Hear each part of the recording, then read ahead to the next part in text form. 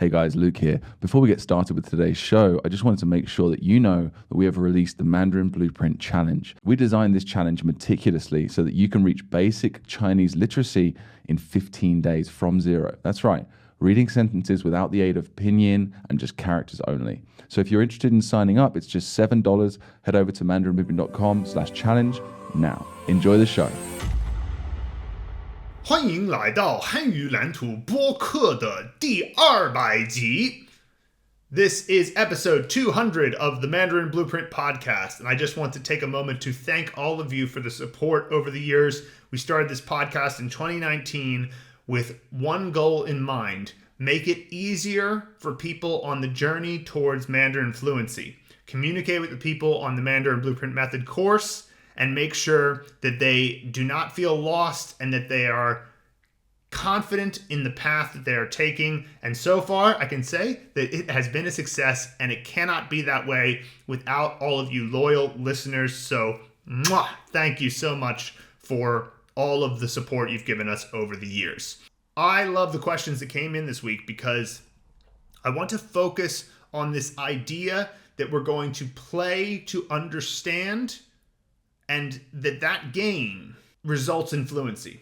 The play to understand game is one where the winning the game is fluency.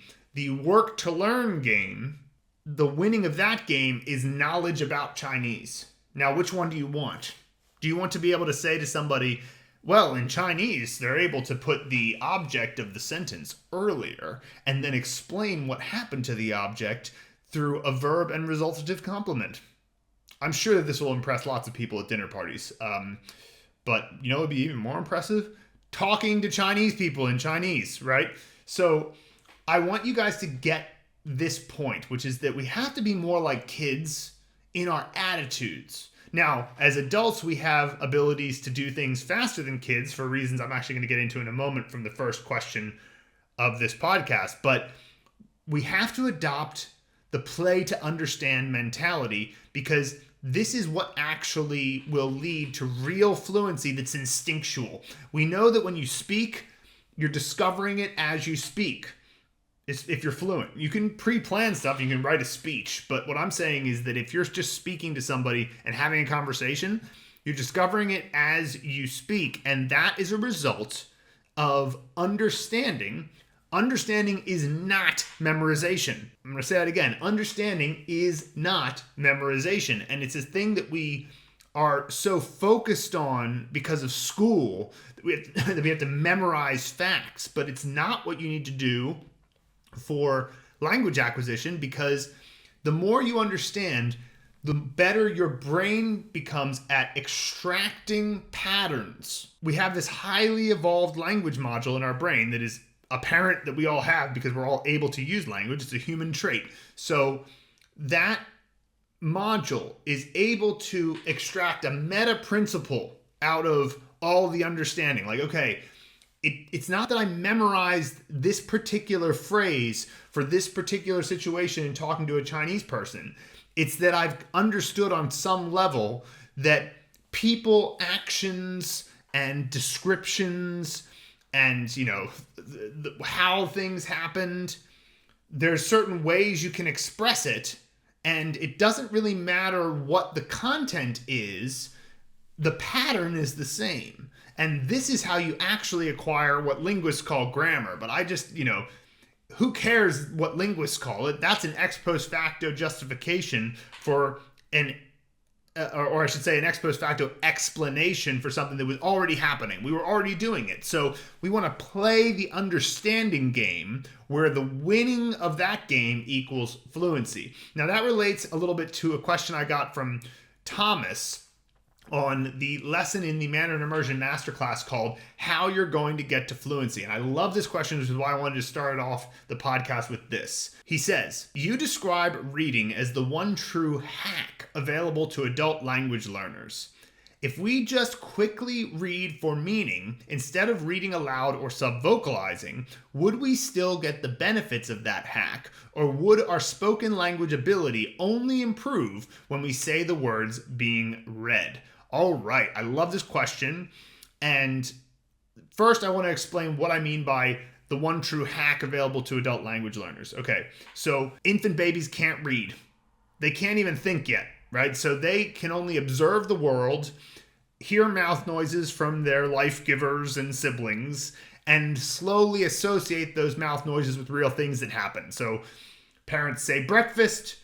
The baby on some level understands breakfast means soon I'm going to get good dopamine from food. And so they realize, okay, breakfast equals food, and they acquire a word. That keeps happening en masse, and then eventually they can start to think. When they start to be able to think, they can start to output sounds that mimic what their parents have said. Now, and infant babies can't even move, so they're basically stuck with their immediate environment and hearing sounds, trying to make associations with reality. Okay, so obviously adults have much more freedom than that to change their environment. They can choose and manipulate in their environment to become a Chinese immersive sort of fun studio of fluency, of potential fluency. They have the ability to use their native language, which is a mechanism of thinking, to learn how to read in a new language, right? So we use the Henzi movie method in the Mandarin Blueprint method, which we use English to teach you, that is a series of memorization mnemonics that apply to a Chinese character, which allows you to be able to see Chinese characters in context and read and therefore get messages. And so that at least doubles the potential messages you can get. And playing that understanding game that I started the podcast talking about, you get not just understanding from your environment and hearing sounds, but also by seeing messages through your reading. Now, Thomas's question is, if we just read for meaning instead of reading aloud or sub-vocalizing, would we still get the benefits of the hack? And the answer is yes. Why? Because as you understand more and more, the emergent result of understanding is thought. Okay?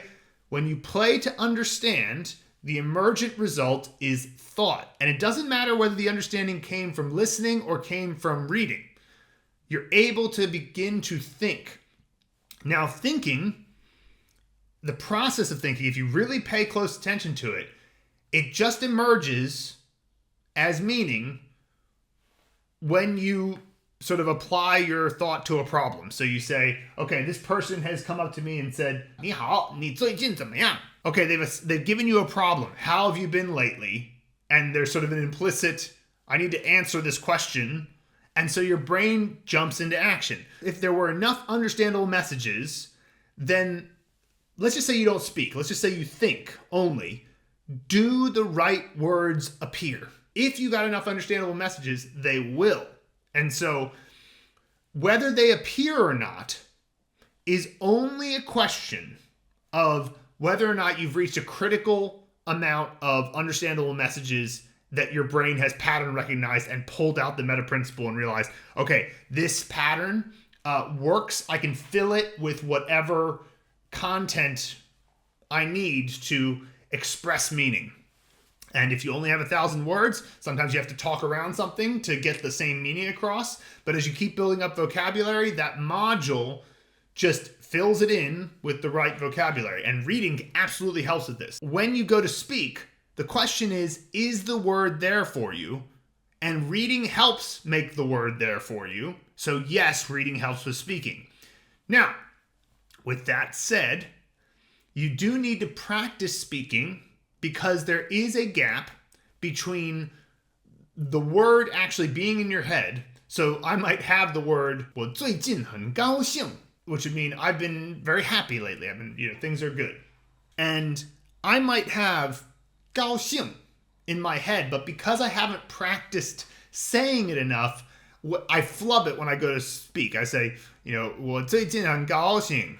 It's like, oops, I said the wrong tones there, or 我最近很高兴, like just something, or I get the sounds wrong, because my mouth is still mechanical. The mouth is still a mechanical thing with muscles and your tongue and the way that your tongue moves and the way that your lips move, and your vocal cords have developed since you were a baby and they weren't practicing Chinese at that time.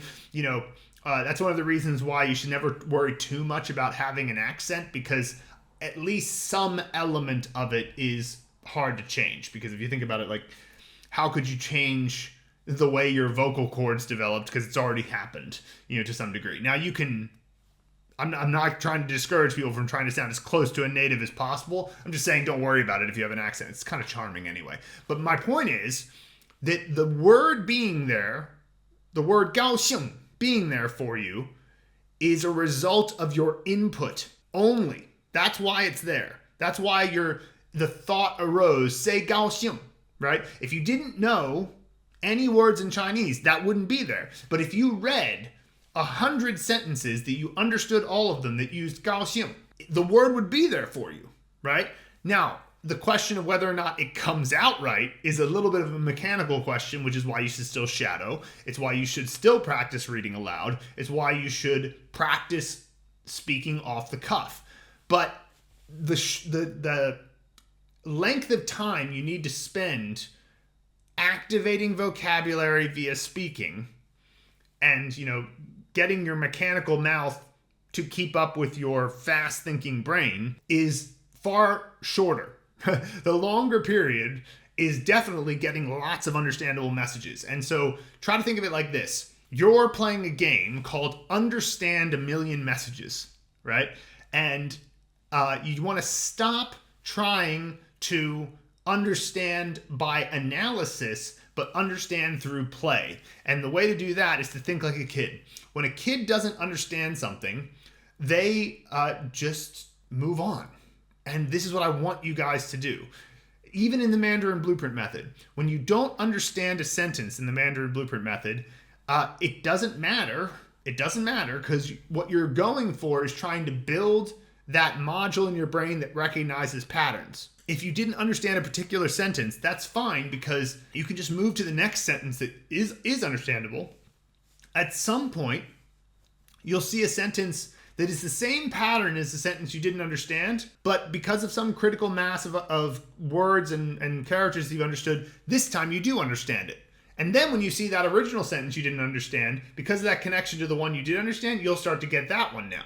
And so it's not up to you to decide when all of these things happen, because it's an eclectic process. You're learning characters, you're reading words, you're coming up with ideas to memorize them. You see them put into a pattern in the sentence, and maybe your brain hasn't gotten enough critical mass of that pattern to fully get it. But if you just move on and see what you can understand next, then you're getting another understandable message, another one. Oh, I didn't get that one, move on. I got that one, didn't understand that one, got that one. It should be this sort of like boom, boom, boom, looking around like, okay, got that. Yeah, cool. I got that one. What does that mean? I don't know. All right, move on. Let's see. And just constantly be attempting to get more and more.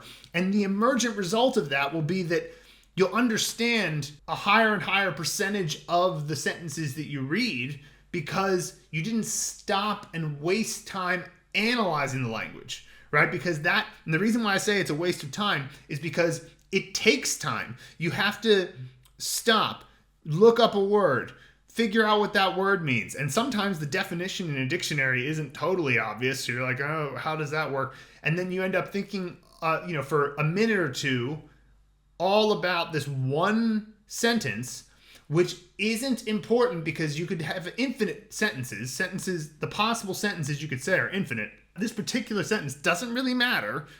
And yet you spent 2 minutes on it. You could have gotten 10 to 20 more understandable messages.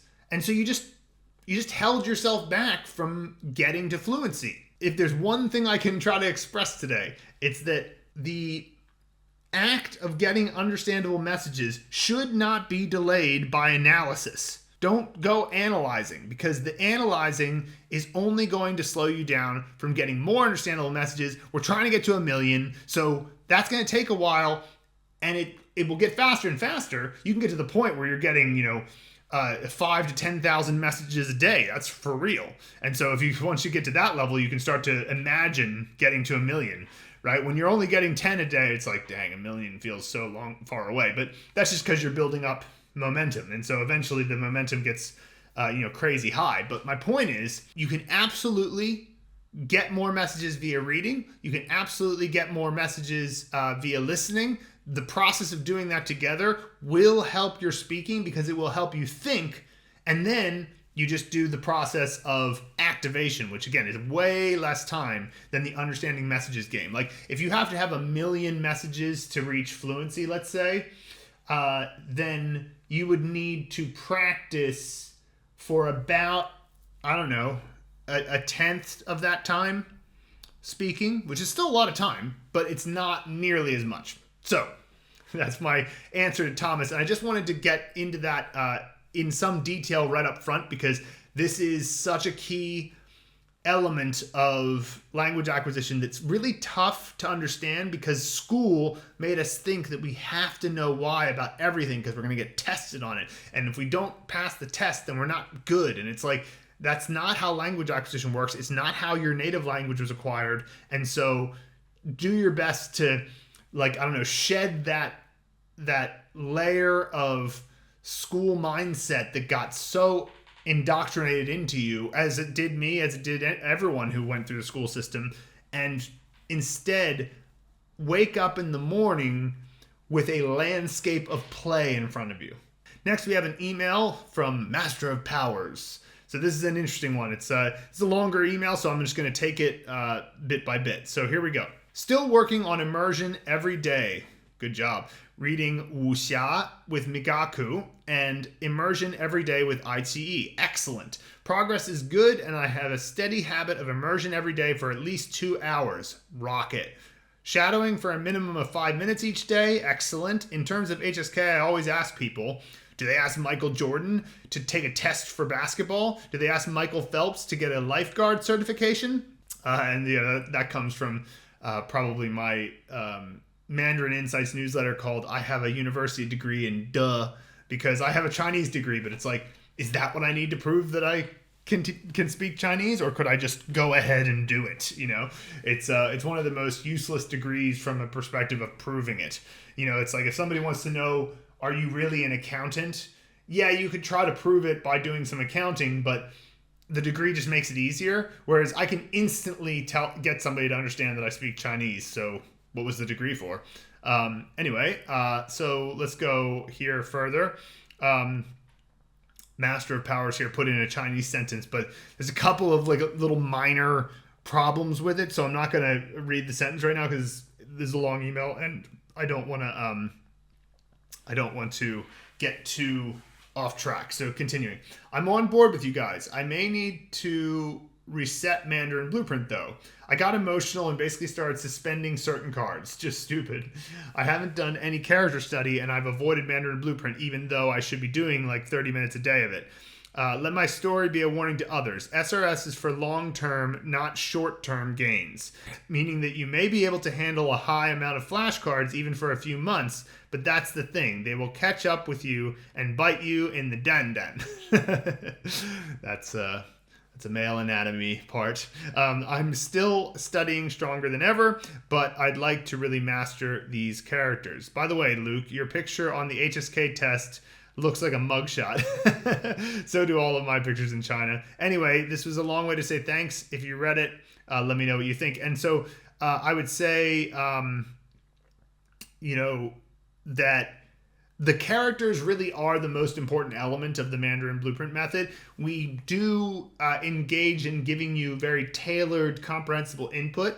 And, there's a lot of it, and it's very important. But because you're already doing immersion every day, I would not worry about our sentences or graded readers. I mean, unless you're interested. If you're interested, then read it and get more comprehensible input. But what I'm saying is that it's the characters that have the highest return on investment. So you learn a character, and I bet, especially the earlier days of the Mandarin Blueprint method, you learn a character and suddenly your immersion becomes that much easier to understand because the character usually, they come up all the time, right? So it's like the fact that you learned a new character will absolutely help you.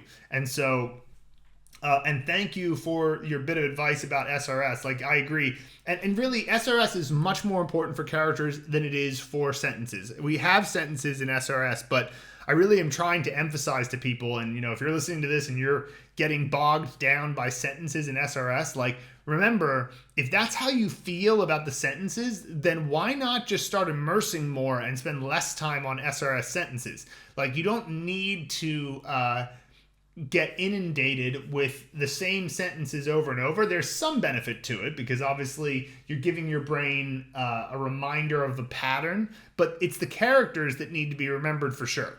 The characters are like, I don't know, it's like not knowing certain letters of the alphabet. If you don't know the characters, it makes it harder to understand. If it's hard to understand, it's harder to win the game. So, the whole game is understanding. So yeah. Now, we asked Masterofpowers here if we could share this, and the response was absolutely. Please share it with others. Really, I think if people are doing over 10 characters a day, I think they are going to have problems. After the solid foundation of the first 2,000, they can go faster for the last few, because the more obscure the character, the more specific the meaning. Immersion time and comprehensible input is the most important thing. I'm reading Dou Luo Da Lu in Migaku, and it's just so much fun. If you are somebody with lots of time, the best thing to do is to spend hours listening to sentences and graded content on Mandarin Blueprint, and then native content. So your list of priorities should be like this: Mandarin Blueprint reviews to 0 in your flashcards, daily set or new characters, 5 to 20, lower amount a day, the safer, but don't go at a snail's pace either. Sometimes the Henze movie method will stick instantly, but other times it doesn't, and when it doesn't, you will need to review the movie and improve it or make a new one. If you have too many reviews, you won't give these characters the love and attention they need, and then they will become leeches. This is bad. And leeches is like when you get a character wrong so many times that this flashcard software basically says like, hey, you're not really getting this one. It's probably better if you just don't even review it. And yet, I agree, this is not a good situation to be in. And so one of the things you can do with trying to figure out how many characters to review per day in the 5 to 20 range is to think about how many days it will take you, if you do it every day, to reach the 3,000 threshold, because it is 3,050. It is an objective number. So, if I just ask myself, what is 3,000 divided by 10? Well, that's 300 days. So 600 days for 5, or 150 days for 20 a day. You can figure it out very easily. And so that's the type of thing that will help you kind of decide, okay, is this the amount of time that I'm willing to deal with? And like, yes, it's going to take, in most cases, the better part of a year, but the result will be that your immersion will be incredibly powerful. And then you can start getting to that point where you're getting, at first hundreds of understandable messages a day, and then over thousands. And I'm telling you, if you have a good day with Chinese after you know your 3,000 characters, you can get over 10,000 understandable messages in a day. It's a commitment. It's like saying, it's treating your environment as if it were, Chinese, a playful Chinese sort of a playful Chinese playground. I'm very eloquent today. But my point is that if your environment calls out for you to find as many understandable messages by having books all around, by having posters on the wall with Chinese, by having listening material playing as much as possible, by turning on the TV shows, and just making your environment such that it's impossible to avoid, you can easily get over 10,000 messages in a day. Then you go, okay, well, that would mean, if you kept that going for a long enough time, you get to, the critical mass of understandable messages at a very, early amount of time compared to what you might have thought. Now, obviously, it takes a long time to be able to get 10,000 understandable messages in a day, but it is possible if you really smash it from the moment you wake up to when you go to sleep. Number 3, shadow the sentences and graded content from the level you are studying and the one before it. 10 minutes is good, 30 to 60 minutes is Uncle Luke level. This is repetitive, take your dog for a walk or something. And yeah, I can say that the process of shadowing is definitely super helpful, but yeah, it's one of the most brain intensive things you can do, and 30 to 60 minutes per day is not very realistic. I mean, like, maybe if you're having a particularly motivated day, but that wouldn't be a sustainable amount, I don't think. I mean, I could be wrong. I mean, people surprise me all the time with how disciplined they're able to be, and even I've managed to become more disciplined in many ways that I would look back at, in the past and be like, I can't believe you do that. But still, 30 to 60 minutes a day seems like a lot. 5 minutes a day of shadowing is probably enough. All right. Immersion time, as much as you can handle. I agree with this. Find something that looks cool and just sit there. Incomprehensible input is good. Comprehensible input is best. You keep up the work on Mandarin Blueprint and do some migaku, and you will be God tier in no time. I love that. Trust the system. Do your immersion. It's so painfully slow, and it can be terrible, and there will be times you will wish you never started learning Chinese. It's true. But when you can really read native content with a dictionary and it's comfortable, or you can follow the plot of what's going on in a show, or you impress a stranger with your native-like Chinese, you will only have yourself, Luke, Phil, Henzi, and the immersion to thank. Good luck, guys. P.S. Also, for our higher level guys, check out 大叔中文 on YouTube. Their content is the bomb, and it has soft subtitles. That's very good because that makes Migaku or Language Reactor work with it. So a lot of Chinese shows have hard subtitles. They're hard coded into the movie, which means that softwares can't recognize the subtitles. But if you have a software like Migaku and there's soft subtitles, you can just click a button and it creates a flashcard that grabs a screen grab from that part of the episode. And it grabs the audio as well, and sometimes even a little bit of video. It's really, really helpful. And then at the end of the episode, you can download the whole video and take out the silences, and then you can listen to the episode as a part of your immersion. So, again, this is the types of things we teach you in the Mandarin Immersion Masterclass. So, I think that's a good way to think about it. All right. Thank you so much to Masterofpowers for that email, because it's going to be very helpful for the people who are listening. Hey guys, Luke here. I just wanted to quickly tell you about our free newsletter called Mandarin Insights. Phil and I both recognize that in a long-term project like learning Mandarin, there are a lot of emotional ups and downs. So we want to make sure that we're in touch with you every couple of weeks with something that's either educational, inspirational, motivational, or all three. So if you'd like to sign up for the Mandarin Insights newsletter to have it arrive in your inbox every couple of weeks, you can do so by going to mandarinblueprint.com/newsletter. All right, back to the show. Christopher Weeks by email. He says, Hi, Phil and Luke. This is an interesting one for me. I've also watched your recent videos on the YouTube channel. Here's my current situation, which is an update from my last email to Luke around November and December. And just by the way, since the last podcast I did, we've started putting out a lot more YouTube content, mostly YouTube shorts.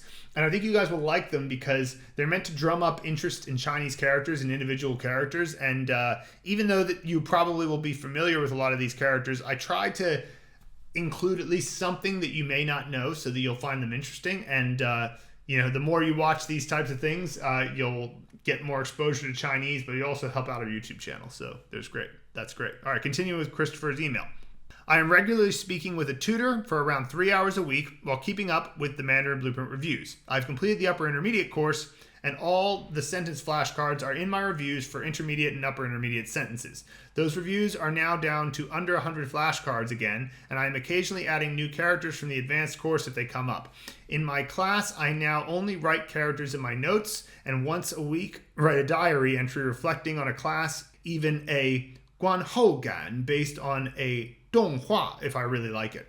I asked my teacher to teach me guanhougan as I enjoy thinking and writing in the language more so than speaking it. I can understand that. Sometimes my problem is I know too many characters, but if my teacher starts to write the character, I know exactly which one it is and can finish it. This happened to me with Lu in Pin Lu.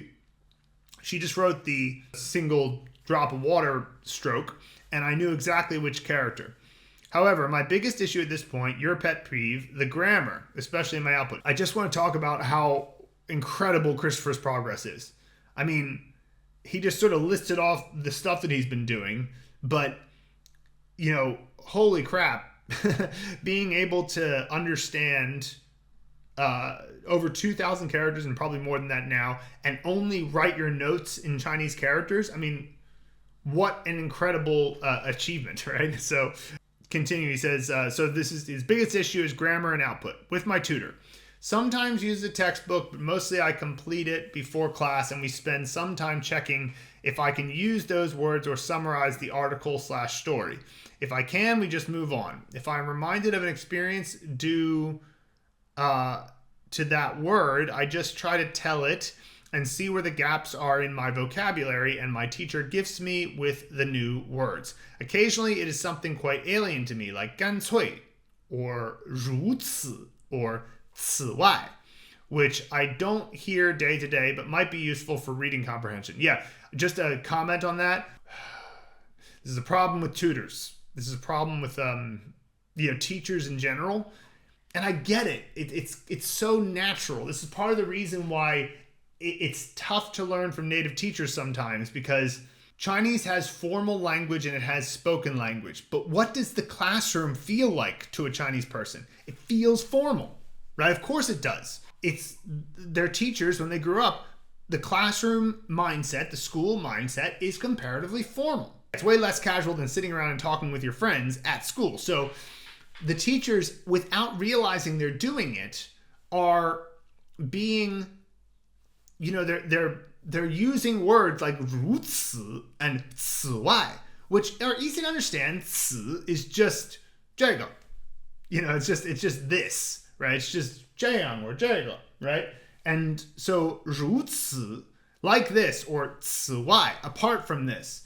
But And yes, people do speak like this because there are formal scenarios you're going to be in life, but classrooms tend to bias their language towards more formal language, and it's frustrating because most of the time you want to be able to talk in a way that is more casual with people, and so it's kind of a discontinuity between what your goal is and what the teacher is doing, and they're not doing it on purpose. They're doing it just because the classroom naturally feels this way. I remember I had a tutor. It's one of the few male tutors I had. There was this place that was in Chengdu that would give you a free half-hour tutoring session as long as you evaluated the tutor. And I had this guy once, and I really liked him because his whole attitude the whole time was just like, I'm just talking to you, dude. Like, I had this feeling of like, yeah, let's just chat. And I was like, this is great. And so Christopher, I would recommend that maybe you see about finding somebody like that. Now, listen, if you like your tutor, I'm not saying don't do it, especially because you like to read and you like to, you said here that you're more into that side of things, but maybe also if you're doing 3 hours a week of tutoring, maybe go down an hour with your current tutor and add an hour with somebody who you specifically say to them, no textbooks, this isn't a classroom, let's go have a coffee. Make the environment such that you're just having a coffee with them perhaps, and just be like, let's just chat for an hour. And yeah, maybe they can take some notes about things that might be able to help you after the class, but I think that that's something that could help a lot. Anyway, continuing. During any conversation, it is slightly one way, with me doing the majority of the talking. During the conversation, the tutor is listening, occasionally correcting, but mostly letting me speak. After the class, my tutor gives me a list of things I said incorrectly, along with a list of phrases which I couldn't use or didn't know before my class. My homework is to correct those or write them, which I do completely in 汉字. I also speak the sentences out loud. From my perspective, so far so good as it seems. However, my corrections of my corrections are often incorrect. This seems to be down to just not getting the logic or structure of the language. Common mistakes and culprits: 离和词, missing a 到 after a verb, using 不能 instead of 不了, using 关于 incorrectly, using 如果 in the middle of a sentence. Yeah, it's a common one for that last one. It's because in English we'll say something like, I wouldn't have done it if you were here. It's our instinct to go, 我不会这样做如果你在, but that's wrong. In Chinese you don't say it like that. You would say, 如果你在的话我就不会这样做. It's a word order thing, and I do get it, but yeah, it's not the right way to do it. But yeah, some of this I know is down to different language structures than English, but I feel like I am not translating from English and I am trying to think in Chinese. I am often recalling images in my head and describing that. So the good news is I have over a year's worth of sentences I've said incorrectly and the correct way of saying it, which I can use for something. I haven't currently turned these into flashcards due to already having enough daily flashcards from the Mandarin Blueprint method. Available resources. I also have lifetime membership to Mandarin Blueprint, Mandarin Corner, Migaku, a lot of dictionaries of Pleco, as well as native children's books, and Chinese movies, TV series subscriptions. I have my immersion playlist with the sentence files. I have used some Chinese pod before and previously paid for Ali Linge's pronunciation course. I also have 3 months of one-on-one classes left at my school here in China, and access to a free language partner program if I need it. I haven't so far due to already feeling like I have enough on my plate, balancing input and reviewing. Now, you have a lot of context for my situation. The main question, what is your advice on how I am able to correct these fossilized grammar mistakes in my oral and written grammar? Is there something I may be doing incorrectly? Have a great weekend. Yeah, so, more input. I'm sorry to be annoying, but that is the answer. The answer is to get more input, because the reason that you're using 关于 wrong or 不了 or saying 不能 or not using 到 is because you just haven't gotten enough input yet. Because it's one of those things where it feels like you've gotten a lot of input, and you have absolutely made a lot of progress, but it's like you probably haven't really comprehended how much input it's supposed to be. It's a lot. It's a lot. And you're doing all the right things. Here's the thing. You're not really doing anything wrong. I would just say maybe, like, if this is bothering you this much, then hinge towards more input. There's no way to get better grammar by studying grammar. I'm sure you understand that. I'm sure that at this point, we've been a broken record about that enough. So you're not going to study how 离和词 work enough. What you're going to see is just the patterns. It's just the patterns. You haven't reached a high enough critical mass of seeing the patterns in context. So if you feel like you're not getting it and you want to get it faster, then organize your time more around immersion and less around output. And I know, you want to output because obviously output is the long-term goal, but here's the problem. You outputted too early and created a bunch of fossilized grammar patterns, as you say. The reason that happened is because you tried to output before you really knew whether it was the right thing to say, and so you naturally go to your English instinct and create the English grammar, and then it doesn't translate to Chinese properly, right? And so then you end up with those quote-unquote fossilized mistakes. But the only way to get out of it is to keep seeing things in context and just keep inundating yourself with understandable messages. I still contend that this is a great study plan. And you're just, it's like patience, young Padawan. Like, just keep on the path. The game is to play to understand, and trying to understand has the natural knock-on effect of eventually outputting correctly. And you can't know when it's going to happen. Like, I've had many times where I look back at what I've said and went, oh yeah, I can't believe I used to think it was that. But I didn't fix it by, focusing on it and thinking about the right way. I fixed it by just getting enough input, and sometimes this will happen, and this probably has happened with your teacher. You say something like, let me do it in English. So somebody says, I didn't know is where the toilet. And I respond going, oh, right, you didn't know where the toilet is. I understand, right? And then I don't correct them specifically. I just say, this. And I say it correctly. And what I notice when I'm in a conversation in Chinese and I'm the one who said the thing wrong, and then the Chinese person says it in a better way after me, I kind of just go, oh, yeah, that was good, right? And then, but keep talking. You just keep going.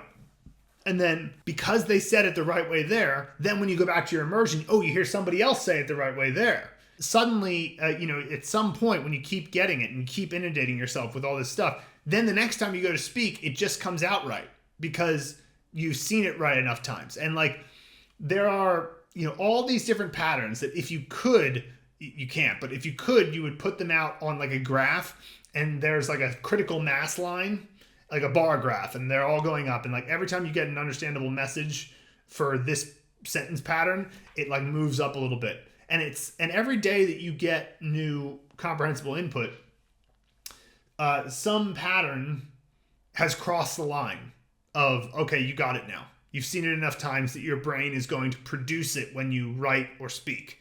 But you don't know that that's happened, right? And that's the disadvantage of the play to understand game, is that the reward for it is fluency, right? But you don't feel it until you output. And so you don't know, you won't find out whether or not you've gotten enough input or not until you go to output. And sometimes the answer is you still haven't gotten enough input. And that's frustrating when that happens. But bear in mind, the other thing that's kind of frustrating is that once you do get something and you do start saying it correctly, the enjoyment of it, of how well it is, how good it is that you understood that, fades pretty quickly. So you go, oh, just now I said, I used the 离合词 perfectly. I was like, 我今天早吃我妈妈做的早饭. And you're like, oh, wow, like I just used 吃饭, but I like 离合词 the heck out of that thing. And the first time you do it, you're like, yeah, I did it. But then you get used to it and suddenly it doesn't matter anymore, right? And so the point I'm making is that you can't know when you've gotten over that critical mass of understanding. And so the best thing to do is just keep inundating yourself. And then when you will know is when you keep practicing with your speaking. You can't, until you are in that moment, discover whether it worked or not. If it did work, you're going to experience some enjoyment about it for a moment, but it'll quickly pass and you'll quickly get used to it. Like, the reason I brought that up to begin with is that you're probably saying a lot of things right at the moment, but you don't feel that because you've already gotten used to it. And you're only feeling the stuff you're getting wrong, and so you're frustrated. And it's like, I get it. That's very common. This is the intermediate plateau. This is the long stretch of, okay, you still need more input to become as fluent as you want to be, but you're not.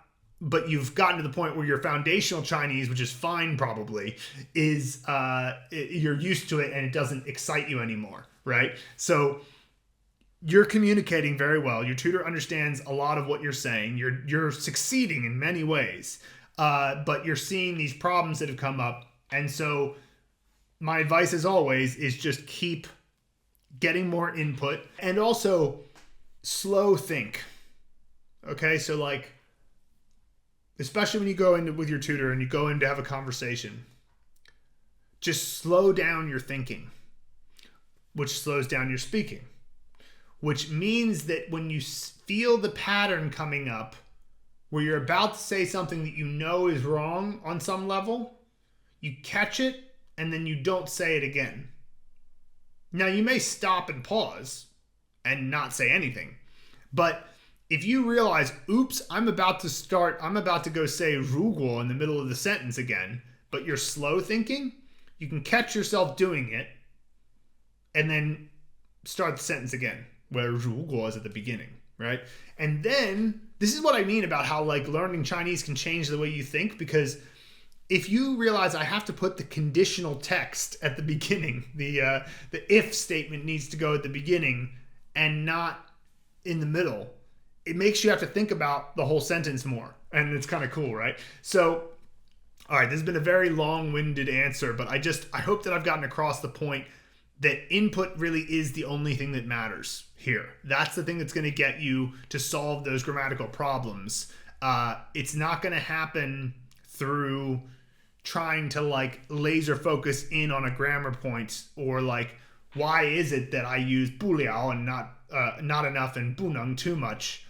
You know, if like my instinct would be, if you want to try to hack it a little bit, is to say, okay, let me just look at loads of sentences that have 不了. And you can use ChatGPT to help with this. Like, be like, hey, ChatGPT, give me a bunch of sentences that use 不了, and it'll do it, right? So yeah. Anyway, thanks to Christopher for that question there. And I know that it was a long-winded answer, but I'm really trying to emphasize that point. Next, we have Jack by email. He's responding to our villains series where I talked about the serpents of safety, which are the ideas of like staying in your comfort zone so that you don't have to be challenged, right? And so Jack says, yeah, the serpents have been strangling me for a long time, especially before Mandarin Blueprint. Now I'm glad I'm learning how to write characters thoroughly, which I've never done, and I'm trying to listen and repeat native-sounding sentences from your audio files, but I'm always hesitant to watch shows. The serpents keep saying, you can just review flashcards and learn a few more Hansa movies. Don't waste time watching a show you won't understand 100% of. Good to hear I'm not the only one experiencing these. As of tomorrow, I'll become a serpent slayer. Yeah, and also there's things you can do to make it easier. Like, just turn on a show and like just turn the volume down. Maybe even turn it to 0 just so that it's on, and then you can decide to turn it up for a moment if you feel like it later. But don't, like, whenever you are not doing something at all, then lower the standard so that you can do it a bit. You see what I mean? Like, so not turning it on is definitely not going to help you, right? But turning it on and having the volume at 0, at least there's something that's calling at your attention, maybe. And then and also you get the subtitles, so maybe you'll recognize some of the subtitles. But then at some point you'll go, well, it's on, let me just turn the volume up, right? So lower the bar for what it means to start, and then you will be more likely to start at all, because it's the not starting that definitely won't help, right? All right, thanks to Jack for the email. Richard Ashbrooke by email. He says, hello, just wanted to share an experiment, but please keep in mind this is specific to myself only. I really like what Richard has shared here, so I just want to, as you're listening to this, try to take on board what he said in case you have the instinct to want to do something like this, because it didn't work for him. So let's go. I decided to see if I could speed up my Mandarin learning by not writing characters and solely focusing on reading and pronunciation. I tried this approach over an 8-week period, and what I found was surprising to me. My Mandarin comprehension went backwards massively, so much so that previously learned characters were fading into the distance. I found myself increasingly getting frustrated as I could see my progress diminishing. I couldn't connect with my props nor my movie scenes effectively. Today, I stopped my experiment and went back to writing characters. What was interesting is that the characters that I was struggling with for over the last 8 weeks, in a single session today with writing, I can easily recall. The process of writing solidified my props and story. It was as if I was writing down my scene, which in turn helped to create the wonderment of the character. As the creators of Mandarin Blueprint, you already know this. As a student, I tried to see if taking the writing step out of my learning would speed up the process. In summary, for me, the opposite occurred. I was just surprised at how much it slowed down. Regards, Richard. I love this because I wouldn't have known this. I always wrote the characters when I was learning Chinese, so I never tried this. I even did this, and Richard, maybe you could try this as like a in between. Is sometimes I would just write the character with my finger on my hand, right? Because maybe I didn't have a pen available or whatever, and so I would just be like, okay, there we go, wrote the character, and that at least makes your brain run through that motion. And I did that, and that was fine. I didn't lose characters that way. So, I mean, it's a little bit less satisfying from the perspective of you can't then see it, but by having done it, you get the physical practice, right?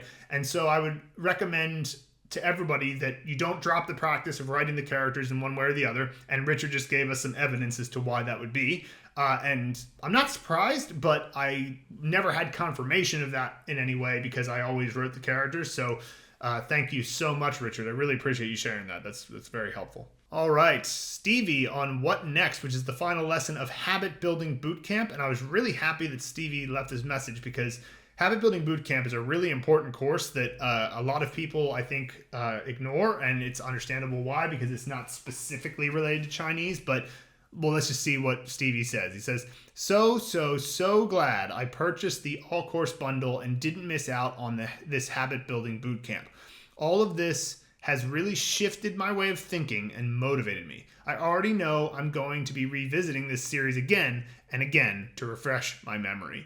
So much good advice, and the time and effort you guys put into all this content really shows. And I'm not surprised that Stevie has this response, because Habit Building Bootcamp is focused on the idea that, like, look, you're not going to succeed if you don't have the right mentality. And it's just simple as that. You can't achieve a long-term goal like Chinese without daily consistency and having processes and an identity that you can fall back on when you aren't in the best of motivational states. So we fall to the level of our processes. We don't rise to the level of our goals. Sure, anybody when they're full of positive motivation can achieve a lot, but it's when you have fallen back. Like, this happened to me recently. So like a few weeks ago, I was just on a real kick of being healthy and feeling great.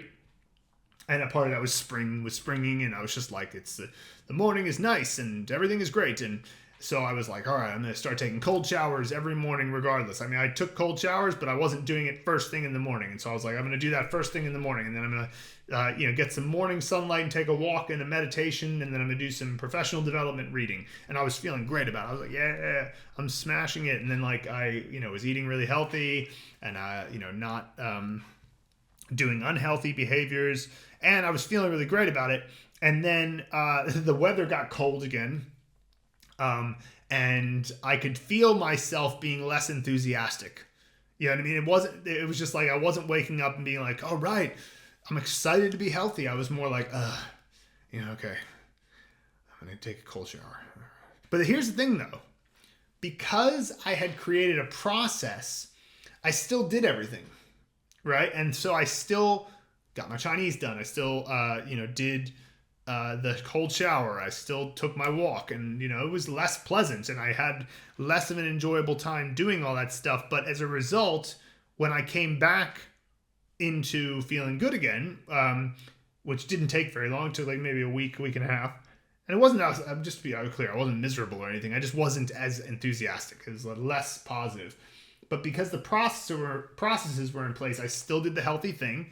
And I kept up with my exercise, and I kept doing these things that are very healthy objectively. And I was like, all right, well, the process kept me going, even though I wasn't feeling as good. And that's what Habit Building Bootcamp teaches you how to do.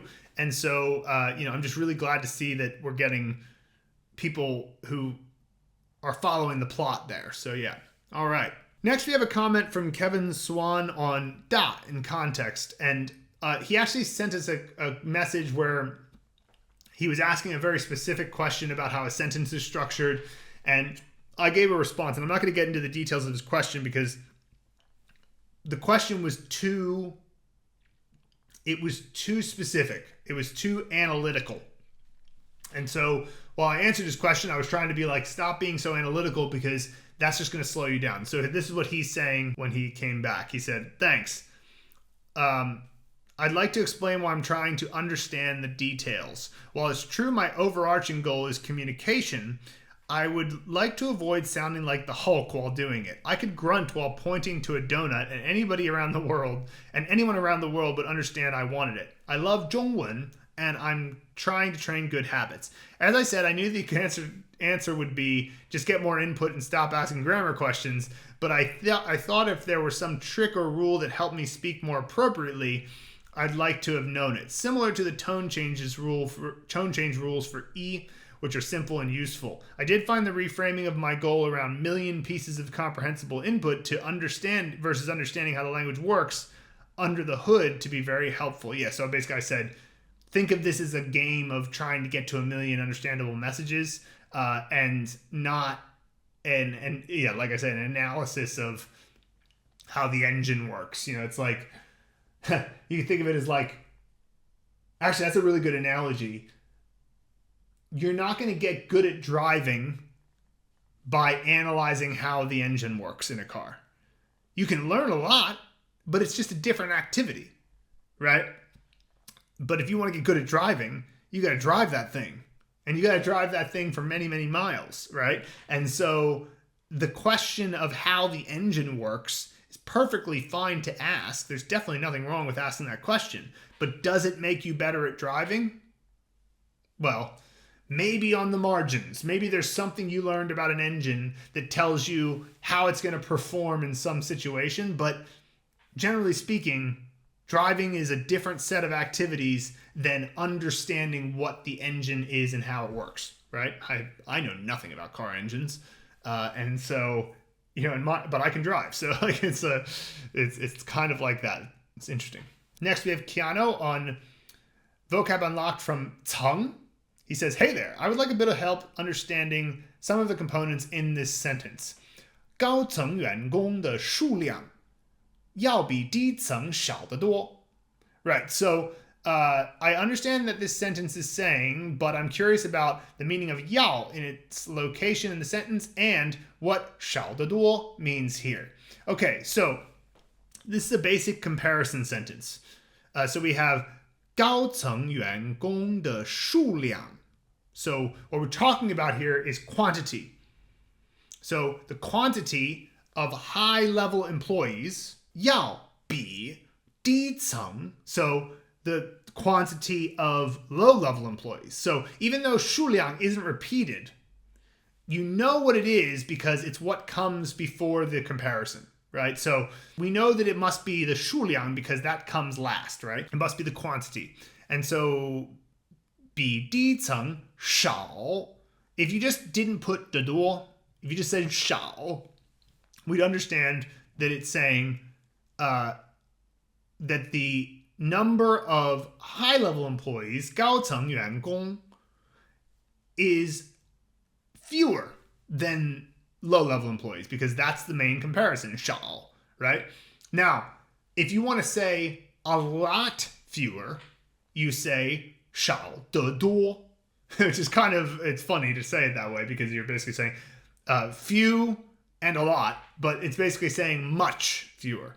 You could also say 少多了, but by saying 少得多, you're saying a lot less. There need to be a lot less high-level employees versus low-level employees. And by saying 要, by adding 要 into the sentence, you're basically just saying this is like, it's almost sort of a principle as opposed to a statement of fact by saying it this way. And so it's like almost like the 要 is sort of that need to be or should be or must be is another way to put it. So it's more, when the 要 to me adds an element of principle to it about what it should be like, as opposed to just a statement of fact. You take away the 要, and it would be like, just take it away. 高层员工的数量比低层少得多 is just, there are a lot fewer high-level employees than low-level employees.